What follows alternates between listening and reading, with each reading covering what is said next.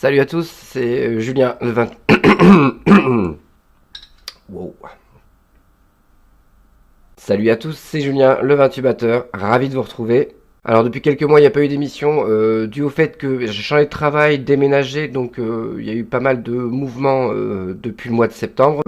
C'est les vacances de Noël, donc je profite de cette période pour pouvoir me replonger un petit peu dedans, ça me fait très plaisir. Je profite de la période aussi pour vous souhaiter tous mes vœux de bonheur et de réussite pour l'année 2018. Donc, de quoi on va parler aujourd'hui? On va parler de ça. C'est un document qui a été donc réalisé par un organisme qui s'appelle l'IREF et qui est censé en fait répondre à toute la problématique donc, de compétitivité des vins français à l'international. Vous allez voir, c'est magnifique. Bon.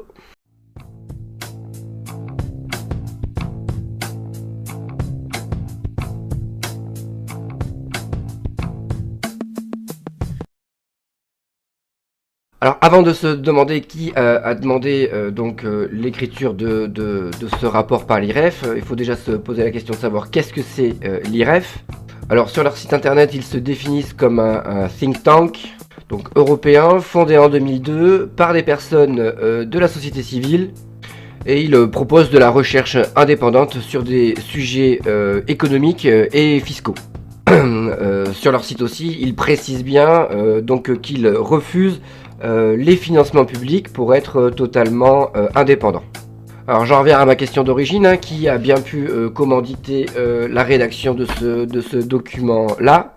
Alors pour moi, comme France Agrimaire est maintes fois cité dans le document, à l'intérieur du document et aussi dans les annexes, on peut tout à fait supposer que ce sont eux les commanditaires. En plus de la fonction d'analyse, l'organisme a aussi un rôle d'impulsion dynamique dans la filière vin.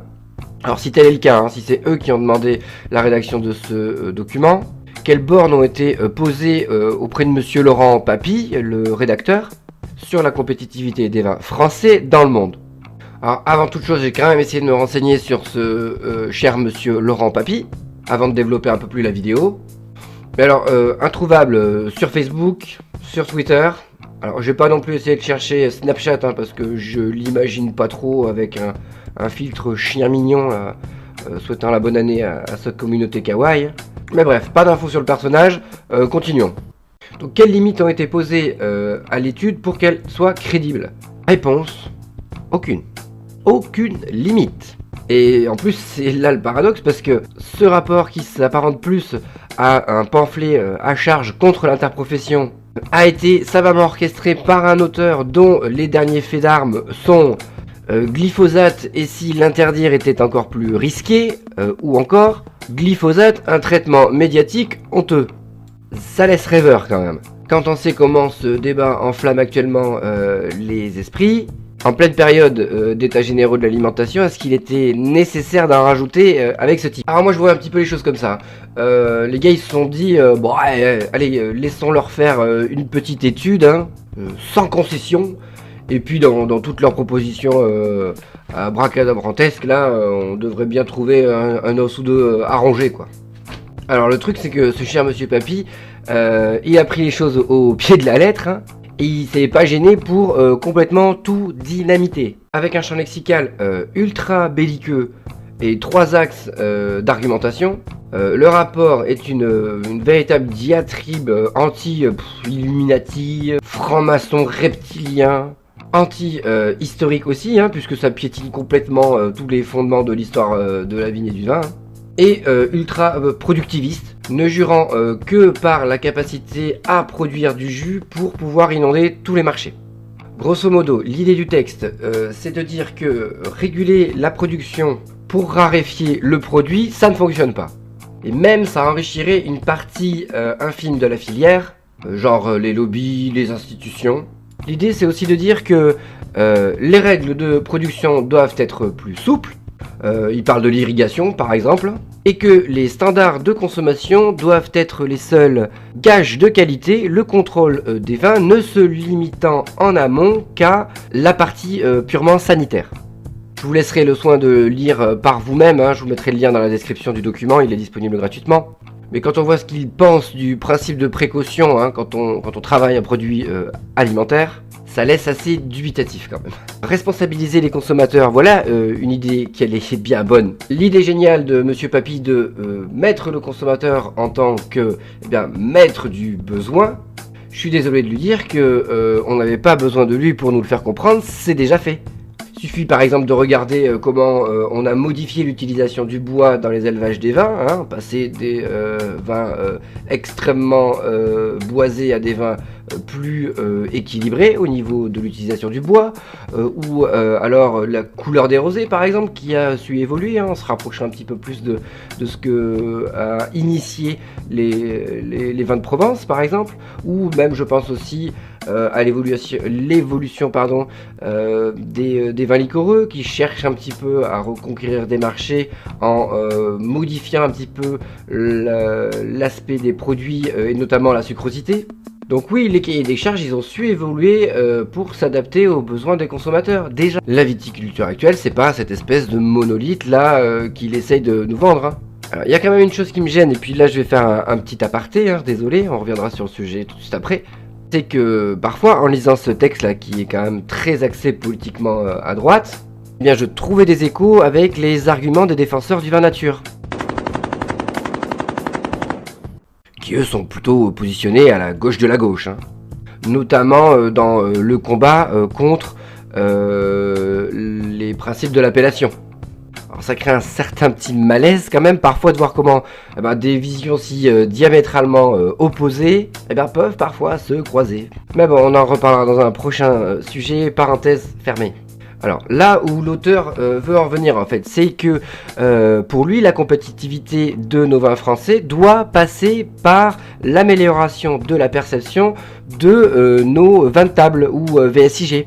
C'est des produits qui doivent booster nos ventes à l'export, notamment grâce à des méthodes de production débridées et puis à des techniques marketing un peu plus modernes.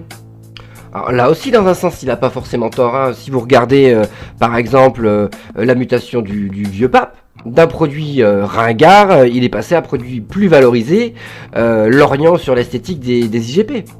Pour Laurent Papy, si la France peut inonder les marchés avec des produits issus de vignes à rendement élevé, donc grâce à l'irrigation, provenant de cépages productifs, et là il parle de pourquoi pas réintégrer les fameux hybrides américains, offrant des perspectives de rentabilité élevées grâce à l'embouteillage sur les terroirs de consommation, et l'arrêt des politiques subventionnistes,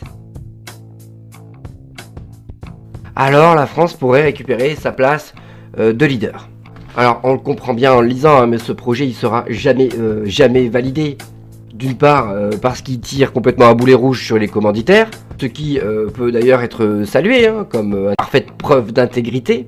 Mais bon, une fois de plus, je spécule hein, sur les commanditaires, même si j'ose pas imaginer qu'un type pareil travaille gratos. Hein. Mais je reprends, ce travail sera jamais validé, surtout parce que il passe son temps à se contredire ou à désinformer, soit par incompétence, soit par stratégie.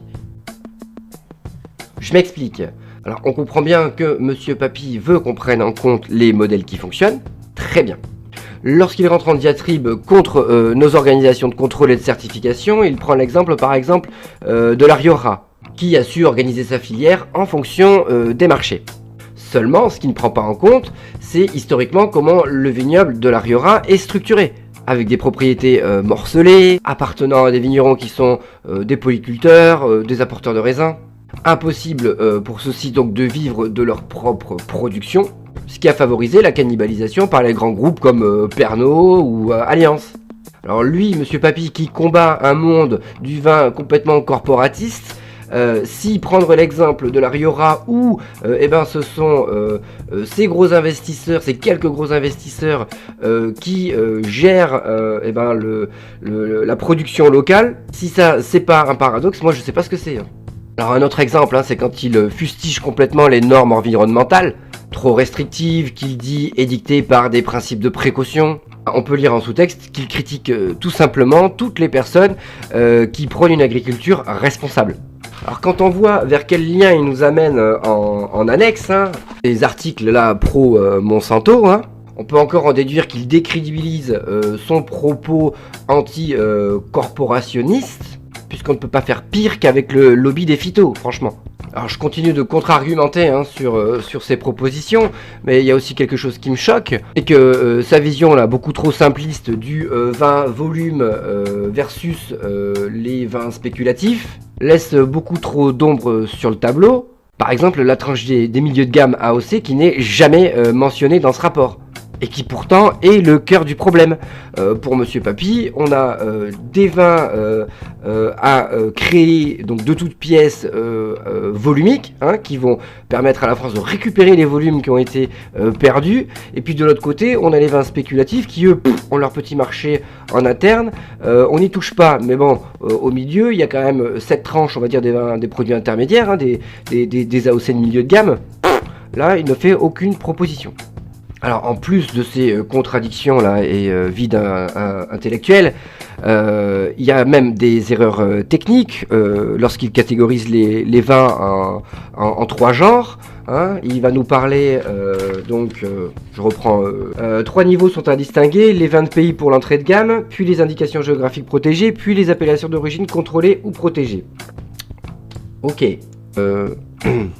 Donc pour lui, il considère les vins de pays comme les VSIG en fait. C'est le point central de sa réflexion et il n'est pas foutu d'utiliser les bonnes nomenclatures quoi. Allez, une dernière pour la route. Quand ce ne sont pas clairement des erreurs techniques, hein, alors ce sont des raccourcis. Par exemple, là je prends l'exemple il justifie à un moment donné dans le texte de pouvoir faire du rosé avec des coupages de blanc et de rouge, se permettant au passage de tacler les Provençaux en leur expliquant que la méthode du pressurage direct n'est pas forcément la meilleure. Le type dit, on le fait déjà en Champagne et les autres pays étrangers le font, pourquoi on le ferait pas dans nos autres vignobles français? Voilà encore un raccourci, parce que en Champagne, pourquoi on a autorisé la Champagne à le faire? Eh bien, parce qu'on s'est rendu compte que dans leur gamme, il leur fallait du rosé, hein, pour pouvoir proposer les trois couleurs. Très bien. Faut savoir que pour faire des rosés en Champagne en 100% raisin noir, il faut avoir une maturité top sur ces raisins pour pouvoir les utiliser. Or en Champagne, la maturité des raisins rouges elle est assez compliquée, donc c'est pour ça qu'on a autorisé les coupages entre blanc et rouge, et donc ainsi pouvoir sécuriser les marchés tous les ans. Alors concernant les pays étrangers qui le font, faut quand même savoir que eux ont autorisé ça surtout pour pouvoir écouler les volumes de vins qui se vendaient pas, notamment les vins blancs. Alors bref, vous l'aurez compris, hein, cette lecture, elle vaut franchement le coup, hein, notamment pour sa valeur hautement ubuesque, voire invraisemblable. Donc je suis ravi d'avoir pu vous proposer cette vidéo. N'hésitez pas à me dire si les sujets de filière comme ça vous intéresse. En tous les cas, moi ça m'intéresse de vous en parler. L'intérêt c'est surtout que moi je vous ai fait ma proposition en vidéo, mais vous avez la zone commentaire en dessous qui vous permet aussi à vous de pouvoir donner des informations, échanger des informations et puis faire vivre le sujet quoi. On se retrouve très bientôt pour une prochaine vidéo. D'ici là, portez-vous bien, ciao.